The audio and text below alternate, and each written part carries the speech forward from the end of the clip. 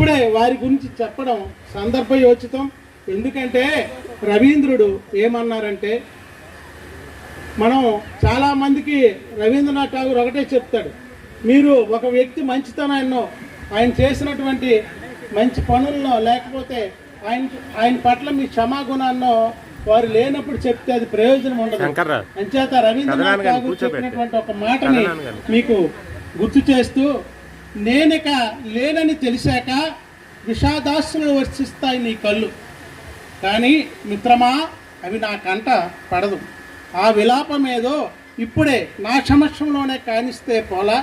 ఎందుకంటే చెప్తారు, ఎప్పుడో మీరు చెప్తారు ఆయన లేనప్పుడు, దానివల్ల ఆయనకేమీ ఉండదు, ఆయన చెవిని పడదు, ఆయన కంట పడదు.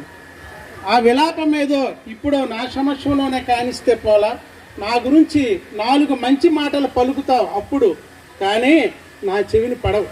అప్పుడు నువ్వు చెప్తావు 4 మంచి మాటలు, కానీ సుఖం లేదు. అందుకే ఆ మెచ్చేదేదో ఇప్పుడే మెచ్చుకో. నేనంటూ మిగలన నాడు నా తప్పులు క్షమిస్తావు నువ్వు, కానీ నాకు ఆ సంగతి తెలియదు. అదేదో ఇప్పుడే క్షమించు. ఎందుకంటే ఈ సందర్భంలో దాన్ని చెప్పానంటే వారి గురించి ఇప్పుడు చెప్పడంలో ఉన్నటువంటి ఔన్నత్యం గురించి వివరించడానికి. అందుకే ఇప్పుడే వారి గురించి వారి సమక్షంలో చెప్పాలన్నదే మా వెలుగు తపన. వెలుగు అనేది మా పత్రిక. వారి గురించి చెప్పే వయసు కానీ అనుభవం కానీ నాకు లేదు. నేను రాశాను కాబట్టి నాకు అంత అనుభవం లేనప్పటికీ, కానీ ఎన్నో శ్లోకాలు, శతకాలు, పెద్దల మాటలు, ఇది మన వారసత్వ సాహిత్య సంపద. అంచేత వాటిని గుర్తు చేసుకొని రామమూర్తి గారి జీవితంలో వాటిని అన్వయిస్తూ సరిపోల్చుకుంటూ వారు మనకిచ్చే వారసత్వ సారాంశాన్ని భవిష్యత్తు తరాలకు అందించాలని నేడు వారి జీవిత గమన ప్రస్తావన చేస్తున్నాం. ఇది ముఖ్యంగా అందుకే వారి జీవితం గురించి కొంత మీ ముందు ప్రస్తావన చేస్తాను. దీంట్లో కూడా మన స్వార్థం ఉంది. మన పిల్లలకి మన తరాలకి వారి యొక్క జీవిత సందేశము స్ఫూర్తి కావాలని మాత్రమే ఈ జీవిత చరిత్ర రాస్తున్నాం, కానీ వారిని ఏదో పొగడాలని కాదు. ఎందుకంటే మనము వారి దగ్గర ఎన్నో నేర్చుకోవాల్సి ఉన్నాయి కాబట్టి. నా భావనను దీంట్లో నా భావాలేమీ అన్వయించలేదు. నేను వారి అనుభవాలను చూసిన మేరకే వారి గురించి కొన్ని మాటలు నేను చెప్తాను. కొద్దిగా సాంస్క్రిట్లో ఉన్నవి, దయచేసి తెలుగు పండితులు ఎవరుంటే మన్నించండి. నేను రాత్రి రాసాం, మరి ఉచ్చారణ దోషాలు ఉంటే క్షమించమని. ఒక శ్లోకం, రా శబ్ద ఉచ్చరణే దేవా ముఖన్యప్తని పాతక పునః ప్రవేశ భీక్షాచ మకారస్ కవాటత్. మీకు రా అనే శబ్దం అంటే నోరు తెరుచుకుంటుంది. రా అంటే నోరు తెరుచుకుంటుంది. చేసిన పాపాలు బయటికి పోతాయి. అవి పాపాలు మళ్ళీ తిరిగి ప్రవేశించకుండా మా అని అనాలి.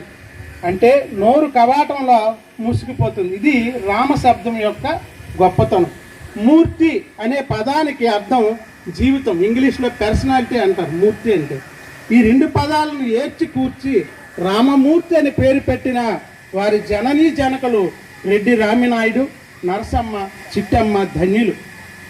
1934 ఆగస్టు 24న కుగ్రామమైన బాగంపేటలో సామాన్య వ్యవసాయ కుటుంబంలో వీరు జన్మించారని చెప్పుకోవడం గర్వకారణం.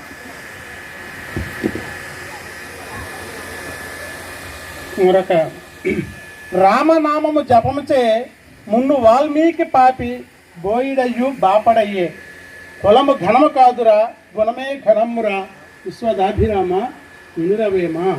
రామనామం జపం చేసి వాల్మీకుడు, ఒక క్రూరుడైన వాల్మీకుడు, ఒక బోయివాడయ్యి కూడా బాపడగా మారాడు. అంటే ఒక బ్రాహ్మణుడిగా మారాడు. రామనామానికి ఉన్న మహిమ అది. ఒక బోయివాడు బాపనుడిగా అయినట్లుగా ఆ పేరు ప్రఖ్యాతి ఏమో రామమూర్తి శూద్రునిగా ఉంటూ బ్రాహ్మణులతో పోటాపోటీగా వకీలు వృత్తిలో నిలవగలిగారు అని చెప్పడం యాదృచ్ఛికమైన వాస్తవం. ఇవన్నీ మా నాన్నగారు చెప్పిన మాటలే. నేను మా మాయి గారి గురించి మా నాన్నగారు చెప్పినవే నేను ఇక్కడ లిఖించాను, కానీ నా సొంత అభిప్రాయాలు కాదు. మా నాన్నగారు చాలా సందర్భంలో చెప్పారు. ఆ రోజుల్లో ఆయన బ్రాహ్మణ ఆధిపత్యంలో తనను తాను లాయర్గా నిరూపించుకోవడానికి ఆయన పడిన కష్టాలు నాకు చెప్పారు కాబట్టి ఆ మాట రాయవలసి వచ్చింది. అప్పట్లో వకీలు వృత్తిలో బ్రాహ్మణుల ఆధిపత్యం ఎక్కువగా ఉండడం సహజం. ఎందుకంటే విద్యార్థికులు వారే కాబట్టి, బ్రాహ్మణులే విద్యార్థికులు ఎక్కువగా ఉండడం. మరి ఎప్పుడో బ్రిటిష్ టైంలో వకీలు వృత్తిని చేపట్టాలంటే అది ఆషామాషి కాదు. ఎందుకంటే అప్పటికి బ్రిటిష్ ప్రభుత్వంలో అనేక కొత్త చట్టాలు, ప్రతి చోట డిస్ప్యూట్స్, అలాంటి సమయంలో వారు వకీలు వృత్తి చేపట్టారు. అలాగే వణిజ జతులను శూద్రులు అనేది భేదంబు లేక అందరూ నొక్కరైతే నగుని యాచారాదులు గుణము సరిమండ్రు ముందు గొవ్వల చెన్న అని ఒక శతకం ఉంది. దాంట్లో 18-19 శతంలో, అది కూడా నేను చదివే రాశాను, 18-19 శతాబ్దంలో ఆ శతకంలో ముఖ్యంగా వకీళ్ళ గురించి ప్రస్తావన చేశారు. ఎందుకంటే బ్రిటిష్ వారి టైంలో ప్లేడర్కు ఉన్నటువంటి ప్రాముఖ్యత చాలా గొప్పది కాబట్టి. వణిజ దక్కులు అంటే వణిజము అంటే పువ్వు నుంచి పుట్టినటువంటి వారి బ్రాహ్మణులు కానీ, అలాగే శూద్రులు అనే భేదము ముందు ముందు పోతుంది అని ఆ శతకంలో చెప్తారు. దానికి ఉదాహరణగా రామ్మూర్తి గారు ఉంటారు. రాబోయే కాలంలో బ్రాహ్మణులు శూద్రులు అనే తేడా లేక గుణములు ఒకే రీతిగా ఉంటాయని చెప్పడం ఈ శతక భావం వీరు నిజం చేశారు. శూద్రుడు అన్న భావన కానీ, తన శూద్రుల్లో పుట్టినన్న భావన కానీ, వ్యవసాయిక నేపథ్యము కానీ,